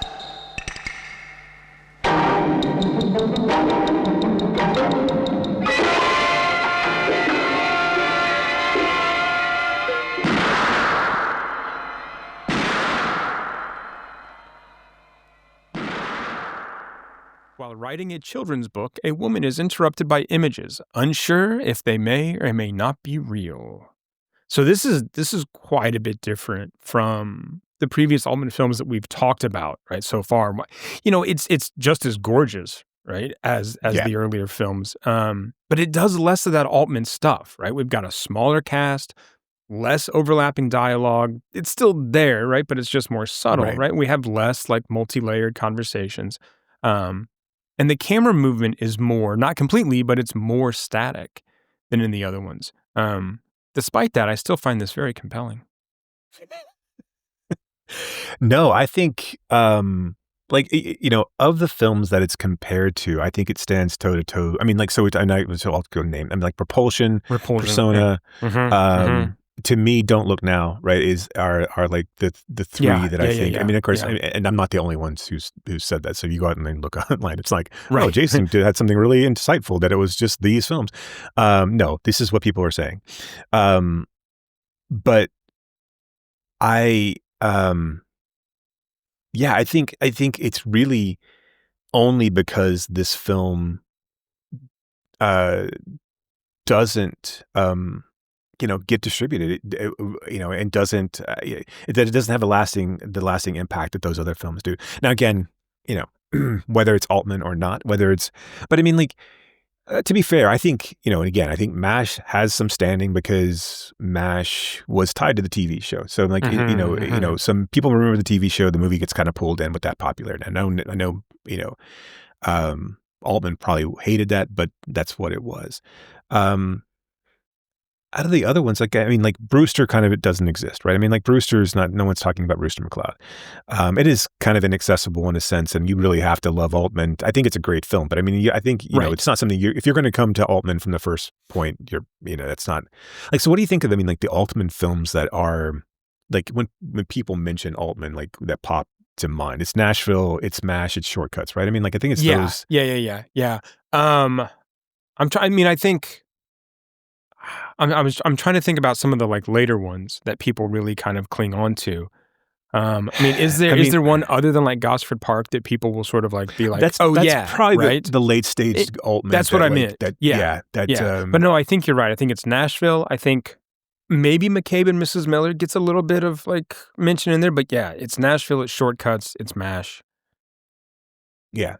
Yeah. And so, I don't know if this one, but I feel like this feels like those others in a way, and it feels like, had it been distributed properly at the time, it feels like it stands up against something like Wicker Man. It feels like it stands up like can be tied into like, so like, why is Rogue's Don't Look Now so popular as opposed to this film, right? And I mean, and there's no real, and again, no disrespect to Don't Look Now, but there's no reason that images. Yeah, it's great, but there's no reason that images shouldn't be as well renowned or as talked about in same kind of revered hushed tones that Don't Look Now is. And again, maybe it's just you and me who's talking about Don't Look Now in hushed tones, but I mean, it's in the collection, right? I mean, it's not like, and people do talk about the scene and like the twist and like the the reveal. I mean, like and again, this film kind of has that. I think this film is deeper actually than Don't Look Now. I was going to say, right? I think. One of the things I was going to say about that, or to go along with that, is that I think this film while being deeper, I also think it's more inaccessible than Don't Look Now. I think this one really requires some attention and some work on the viewer's part.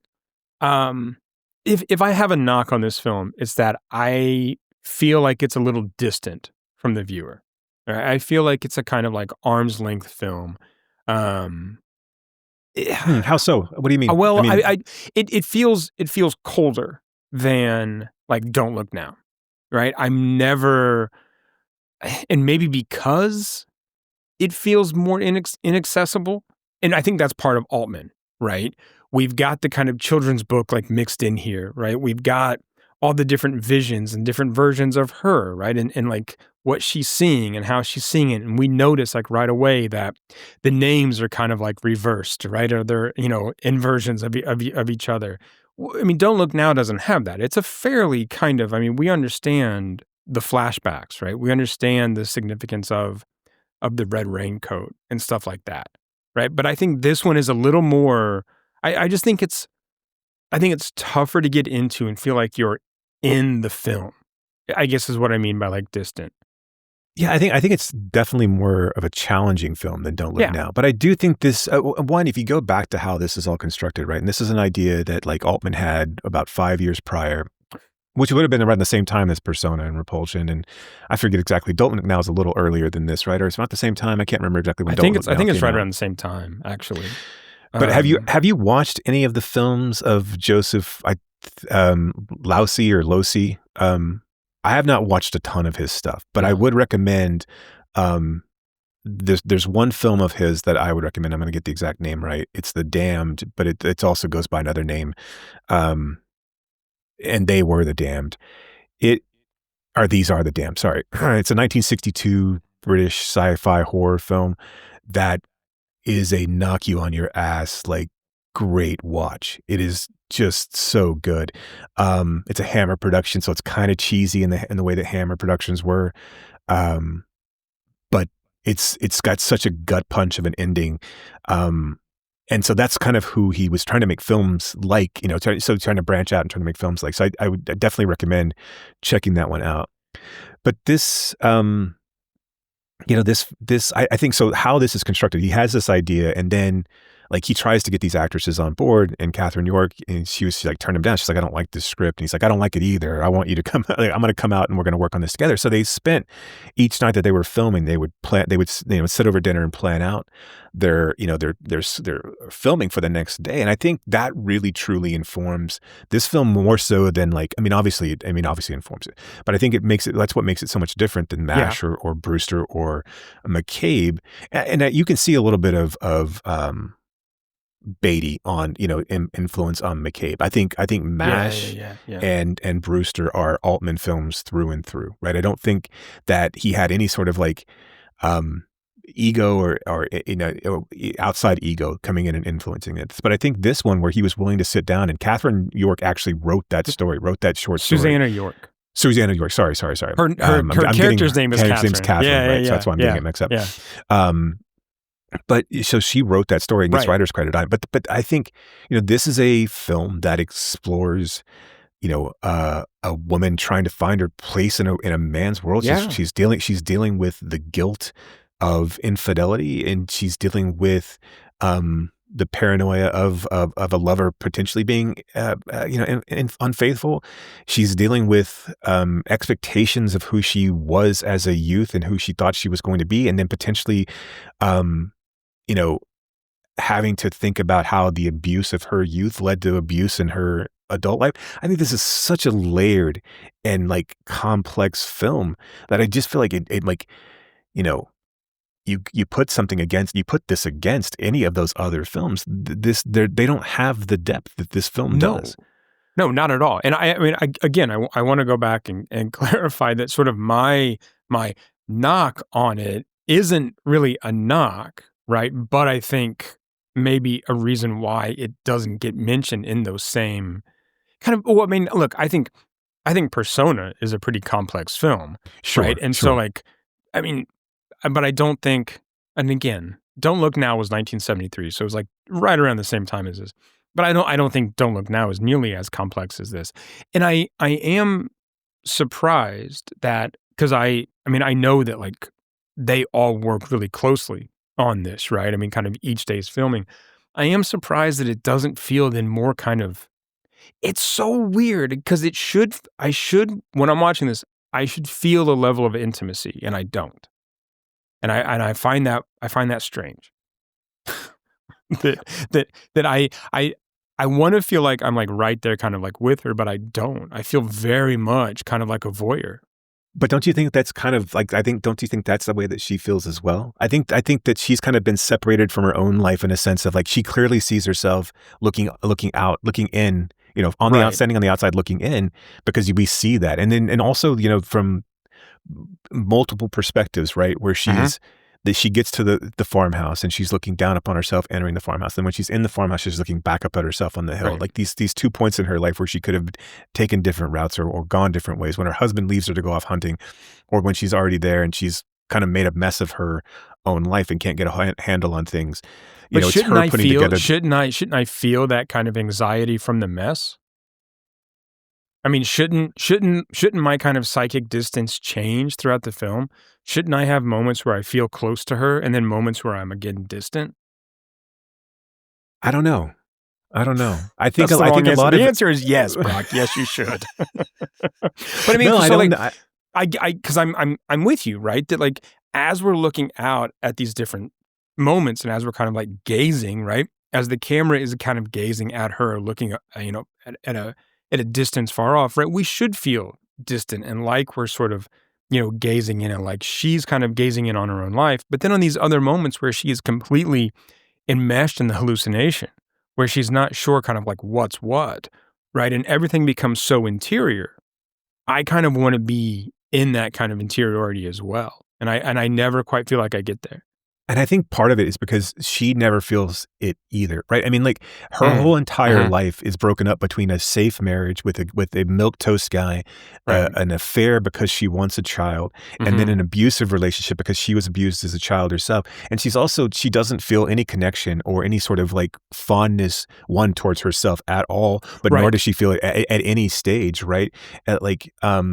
She doesn't feel it towards herself as a child. In fact, going to so much to the point that, she stabs her own husband, she actively kills all the men in her life to an extent, And then wants to kill herself. Right? I mean, right? I mean, as again, spoiler, but as she like runs her husband, right, off the cliff, right? She thinks that she's destroying this version of herself, right? Which I thought was great. I mean, that's the thing, is that this exploration of self, like through these men and through these relationships, right? Abusive, then like, wanting to have a child, but then having this kind of like very kind of like bourgeois basic marriage. This is great. But then also having the kind of wherewithal to examine her own identity, right? Or this other version of herself, and wanting to kill that to then become fully free, I think is great. And then kind of like ending on this idea that you can't, right? You can't get away from that thing. Right. Yeah. Right. Yeah. But yeah, and I think, let's say that again. I think, yeah. It's good stuff right there. It's good podcasting. I just feel like you're kept at an arm's length because she can't get a grip on, she's in such a poor spot. And I think the idea of like, one of the things about this film, which I feel like, and I have not gone back to revisit it again, but and one of the things as I was watching it, I was like, should I be paying more attention? Should I turn the subtitles on so I can truly like get this story that she's telling? Because I don't necessarily know that that's necessary, other than to say that the story is about a woman who lives, or about a young girl who lives in a fantasy world full of unicorns and fairies, and I think that's telling, right? In the sense of like, this is the world that she's devising, that she wants to devise. This is her ideal situation, but yet she's struck with a world of loveless relationships or dangerous ones, and ones that are not fulfilling. She's without a child, she wants to take control over certain situations, and then ultimately, still feels like an infant in most senses, and yeah, I love the idea, when she meets her younger self. And again, this is not all like on paper, right? This is not how it plays out. She meets, like, all of it is kind of ethereal, and like, you never really know what's real in one situation because she's going through it. But when she meets a young girl who looks just like her, and she asks her, "Hey, how old are you?" And she's like, I'm 12 and a half. She said, "How old are you?" And she's like, "I'm 13 and a quarter."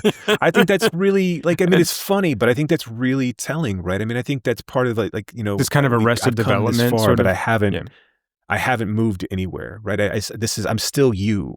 I'm still being abused. I'm still in this relationship with a man that I can't, like, literally can't get away from, and is friends with all the other men in my life. And it's, this movie really feels like ahead of its time. Whereas something like Don't Look Now, I mean, like Don't Look Now, like about the loss of a child, right? I mean, that's fine. I think this movie is, and I think it is largely due to Miss York's participation and Altman's inclusion of her in this kind of script development and story development that it allows to drive that narrative. Yeah, I mean, one of the big differences between this and Don't Look Now is Donald Sutherland's movie, right? I mean, it's right. He's our main character. And so, like, that story coming from sort of a male's point of view, to me, is not nearly as impactful as it is from this woman's point of view. And in the story aspect, right?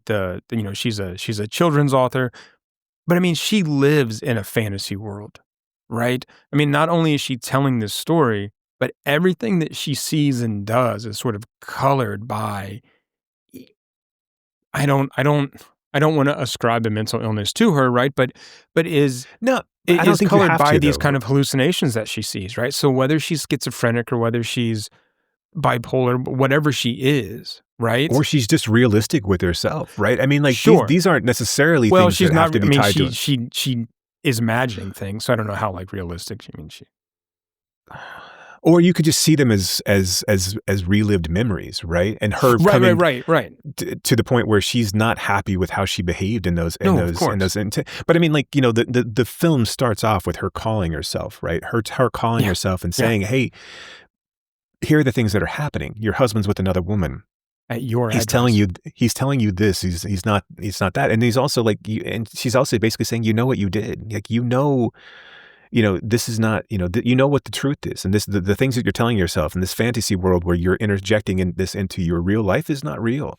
Come back to life." And like, I think, I don't necessarily think you have to see this as a mental illness more than just her lashing out at and reacting rationally to scenarios where she's,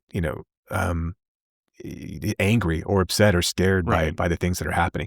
I know that the horror aspect of the film wants you to believe that she's kind of unhinged, but I think that kind of is unfair to her in a sense of, like, to her character, in that she doesn't have to be unhinged to be horrified by these things. And we don't have to be. And I'm not saying that. I'm not saying that your read on this is. I mean, or that explanation is perfectly valid, right? I think there are other potential reads in this where this is just a woman who is extremely unhappy with her life, and is going and like she's now trying to write this, it's wrapped up in this story, and she's kind of forced to face it, she's secluded, and this other version of herself, or this, this subconscious that exists to the telephone, which I love the idea of, like, taking all the phones off the hook. So good. I know.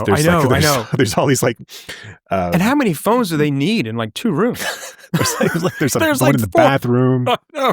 There's one in the closet, right? There's 2 in the bedroom.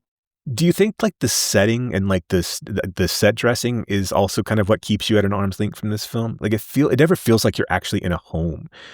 Like, right. I mean, it's got a lot of like pub, like the mirrors are weird because they've got, like, writing on them. I know. They're like bar mirrors. Yeah.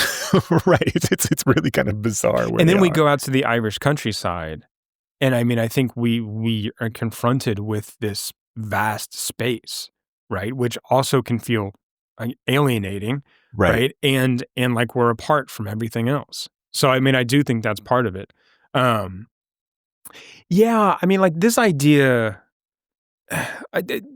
this idea of like mental illness is kind of like the same idea of mental illness in something like Persona, right? Where it doesn't have to be, but I do think that there's an element of that, right? And I do think an element of mental illness is feeling kind of at odds with our reality, right? Or feeling kind of like things are not balanced, things are off, and that is clearly how she feels, right? I mean, she like you said, I like this idea of like confronting these past mistakes, right? Or confronting these past decisions, right? And sort of being confronted with those, right? In moments she doesn't expect, and that's where the horror comes from. Right. And I mean, I think we've all had these moments when we remember that terrible thing we did that one time and we're like, oh, fuck. And someone's like, whoa, what's wrong? It's like, nothing. I'm fine. Right. And I think that's part of like, I think that internalization being played out on film, I think is what really kind of spoke to me about this movie was that like, this is something that I do. Not necessarily I'm not screaming around the house, taking the phones off the hook, but like this idea of like, seeing people's faces. Right. Or, and letting time meld, right. And introducing characters into current day that weren't there. And like, and having, these people interact or not, and, having them comment on actions that they weren't there to see. And like, how would this person behave and how would this person perceive this? Because I mean, with the first time you see your French lover, you think that is a complete hallucination, right? That it's not a real thing, and that she's seeing some sort of ghost or something that's happening to her. And then you come to find out that it is, indeed, it is indeed someone she knows. I think your take on it keeping you at arm's length. I think that's kind of the same one that Ebert had, in a sense that this film was technically really good and not personable, in a sense. Like, it doesn't feel he still loved it, but it was just like it felt like it kept you it wasn't as personal as his other films. Like I said, I mean, as I was watching this, I felt like I don't know, I connected. I really felt like Susannah Catherine York was I know. I felt her story. I think she's incredible. I think she's incredible. I mean, she really, really carries this film, and I think embodies this character. And I think she does such a great job too, like playing all of those roles, right? Of being, again, we talked about like Emma's emotion, but like in this is nuts. Like, I mean, like her, like being, there's a scene where she's like, we're the point of view of, and we're her point of view looking at her in the car. Right. And like, the reflection in the glass window kind of mirrors over her face where it disappears. I thought that was so good. And I mean, like the way that she and the dialogue syncs up. Yeah. And then she starts to say both things. Like she starts to say both sides of it. I thought this was, I thought it was great. Now, Pauline Kael said this was a psychological thriller with no psychological context. Which is completely wrong. I read this too. And I was going to say, like, shocker that I disagreed with her. There's no suspense, which I will kind of agree with her there. I don't think that there is suspense. But I think there is suspense because, I mean, we have these moments where I think we're not sure what is real and what isn't real, right? When the local lover, right, or ex-lover or abusive lover is kind of coming in and out of the scene, we're not quite sure, like, is this really happening? Is this not really happening? Right? And even after she stabs him, we're still not quite sure, right? Because she asked these questions, right? She asked the guy with the dog, "Do you want to come in for a cup of tea?" And we're like, "Oh, okay, what's going to happen here?" And he's like, "No, I got to keep moving," right? And we understand, like, eventually, but then when Susannah, right, the younger version of Catherine. See, it is confusing. I know. No, comes over and she's like, "Did your dad come home last night?" Right? We had this moment of like, is she starting to question like what's real, what's not real? And then of course her reason for asking that question was, well, I heard somebody went over a cliff, right? And I wanted to make sure it wasn't him, right? Which then leads us to, but I mean, there are moments of like, okay, right, is she going to get caught in this affair? Is this real? Is it not real? I think that's where the suspense comes in, is us not really knowing like what is in her head and what's actually going on. But I do want to, and I want to say too that I think Susannah York in this film was able to like switch emotions, right, at the drop of a hat, and it's fucking brilliant, right? I mean, there's that scene where, again, she's imagining the local lover in the bedroom, and she goes from like kind of like horror to being turned on to get the fuck out to like anger to confusion, like I mean, it's just, I mean, in like all in the split second, and it's great. That sequence, the kind of "Don't Look Now" sequence, right, where she's with all three of them in different scenarios and it bounces, but that is like, it's I read a lot of the negative reviews of when it came out too, and I'm just like, it was funny because someone on social media asked, like, I said that we didn't see Good Boy, that we didn't watch Good Boy. Yeah. I mean, like, okay, which I thought was funny. But I'm going to ask that Canby and the people who like, did you see this film? Right. Like, I don't understand how you missed like that. And granted, I mean, McCabe and McCabe and Mrs. Miller wasn't funny either. I mean, like, I don't know, like, I do feel like this film, like, it's too much Polanski and Bergman and Rogue than it is Friedkin. And, I mean, they wanted more MASH, right? Right. I mean, I think that's what happens with someone like Altman, is that they're like, hey, you know that thing that you did like 4 movies ago? Just do that, like, forever. And he's like, no, I'm going to do something else. Right? I mean, like, clearly with MASH, Brewster McCloud, and McCabe, you have 3 very different films, and then you throw this in there too. And this is even farther, I think, away from those, which, look, I really like, right? I really like that he's willing to take these gambles and take these chances and isn't just going to sort of like rest on like the MASH laurels, right? And just kind of keep going in that direction.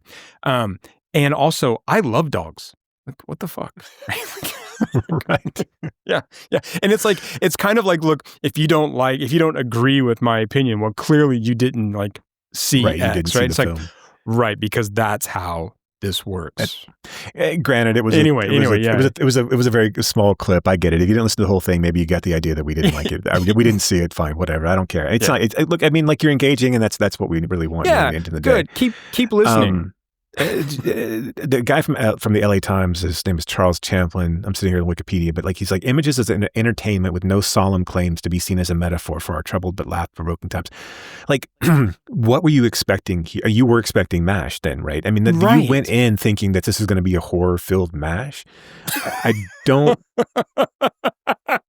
about a children's author? Like, I mean, but like, I would argue that I mean, like, it's specific, but it's not necessarily a metaphor, but I think it's a glimpse into what was going on. Like, for women in the 70s, for women now. Like, but I mean, specifically, like. Yeah, it's a specific glimpse, which then becomes a larger metaphor. Right. For society writ large. I mean, like, that's how that works, right? Yeah. Yeah. I do think this needs a champion. This needs to have someone who pulls this one back into, all right, we're going to talk about, like, because this feels, we should program it sometime. Yeah, we actually should, during like February, during Women's History Month or whatever. Isn't that March? That's I don't know. What do I know? I don't either. I don't know when months are. I mean, like, what's a month? To be honest, Brock, every month is Women's History Month for me. So, like, I'm gonna, I celebrate their entire oeuvre, and regardless of whatever it might be. It's March. Every woman, every March. time. I was okay, right. It's March. Good. Okay, We'll do it then, right? And when we'll mansplain to them what it means. Yeah. Let us tell you why this lady's so sad. But I feel like this should be re-enter the conversation, right? And I don't, are there films that outside of like cult classics that do that much anymore. Like that re-enter the important film discussion that things. No, and it feels like and Altman not in already a, has enough. Yeah. Already has, like, I feel like people probably already feel like Altman's represented enough as it is. Like, they don't need to pull up something that has 8,000 reviews on, or clicks on IMDb. It's an insanely low number for a prestige director to have like this. Now, granted, I understand also this film was very hard to find up until not too long ago. I mean, like, I don't know how long ago, but it wasn't like it was the easiest thing in the world to find. And so, but yeah, it's nuts. Like, this feels like it should be in the collection. This feels like it really should, does. It should have some retrospection around it. I mean, everyone in this movie is dead now, so it's going to be hard for that to happen. But we'll come out and talk about it. Yeah. I mean, absolutely, and its importance. I do like, of all of the films and the male-centric films that existed in this time frame, I do feel like this is one of the ones that really tries to speak to the female perspective, and maybe that's the reason part of it got squished as well. But like, well, probably, it feels I was like, going to say, it feels like that this is more pertinent than a lot of films of the time. And also, like, as much as we kind of like champion giallos now and things like that, I mean, like, this feels like an American or British giallo. I mean, and in a sense, not direct, but I mean, in that same kind of like, misdirection and unease and, well, in sex. Right. Absolutely. Yeah. But I mean, I really appreciate the way that this film handles the sex, right? And shows it as kind of as toxic as it is in this film, right? And that's another great scene when Susannah walks in on herself and she's laying naked on the bed and like she screams at like herself, like presenting herself to one. I mean, like it's like layers upon layers. This is and the scene you mentioned earlier where it's her with all three of those guys, and it's the same scene repeated over and over and over, and it's all around sex, right? And it's all around like her then kind of like ending up being submissive, but also sort of trying to find a way out of like each of those situations, right? And repeating the same thing over and over and over. Yeah. Yes, layers upon layers upon layers. Like a croissant. Or a dip of some sort. Right. Or a casserole. It's an Altman dip, a 7-layered Altman dip. An Altman casserole. Next time,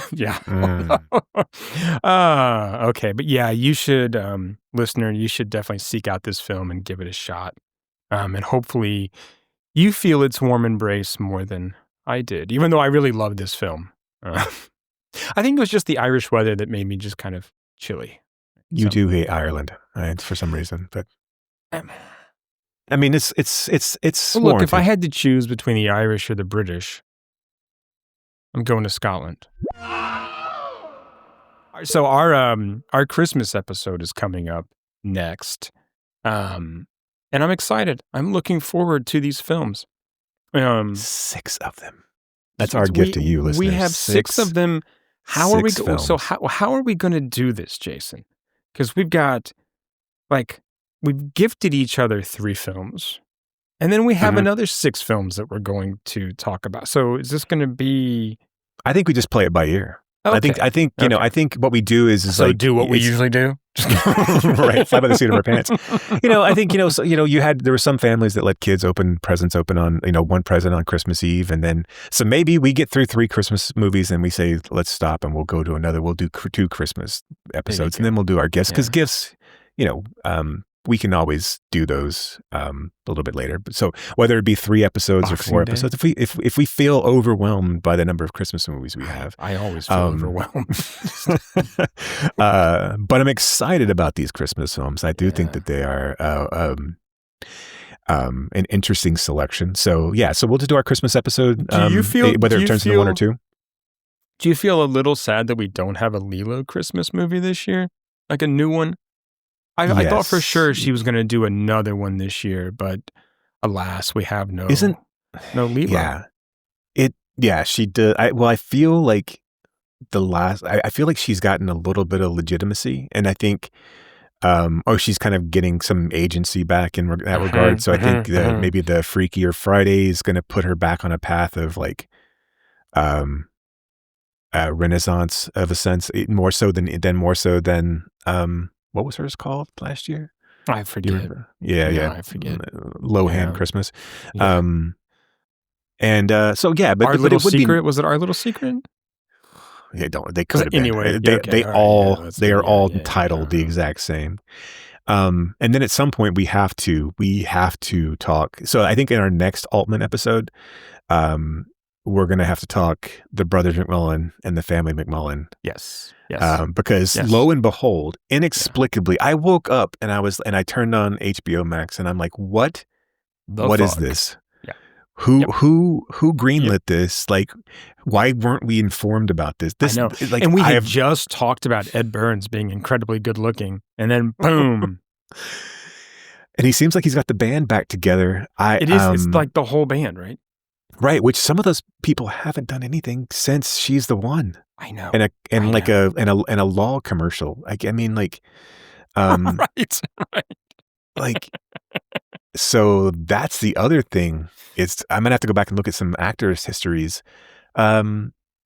This sounds like a really bad idea on paper. I mean, the family McMullen sounds. What are we doing? Like right? almost to the point was like, hey, that's weird. That's a weird name for a movie. It can't be a title. And then sure enough, 30 years later, we're revisiting the hit Brothers. I'm like, so yeah, we'll do that one. Because we'll talk with the Brothers McMullen as well, because I think that's one we need to talk about. Yeah, we have to revisit that one. Yeah. Right. That can almost be like a dangerous banger too, right? Like, for sure. Are we sure? Yeah. All right, so that'll be good. So yeah, you can look forward to that after our Christmas episodes. That'll probably stretch into Valentine's Day. Right. Yeah. No, I'm kidding. We'll get it all wrapped up and done, so you can put it in your stocking, kids. But yeah, look, go out to the movie while you can still go to the theater, right? Dig into some weird Altman films while you can still do that before they take them all away. Before they take them away. Yeah. Pry them from our cold, dead, stabbed in the heart, thrown off a cliff. Yeah. Hands. Shot with a shotgun. So yeah, but until then, thank you for listening. Keep screaming. Flying high in the sky to go back to their hive. Buzz, buzz, buzz. The bees go buzzing 3 by 3. Hurrah, hurrah. The bees go buzzing 3 by 3. Hurrah.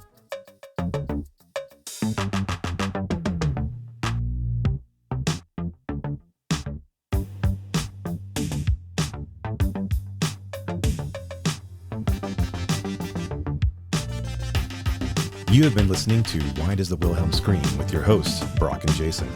If you liked today's episode, do us a favor and rate, review, and subscribe in whatever application you use to consume podcasts these days. You can reach us by visiting whydoesthewilhelmscream.com. If you are in the DFW area, we would love to see you at a Fort Worth Film Club event. You can learn more about those and find a full schedule at fortworthfilmclub.com. And you can learn about my foundation and how we are trying to foster the next generation of film lovers at realhousefoundation.org. That's REEL housefoundation.org. Till next time,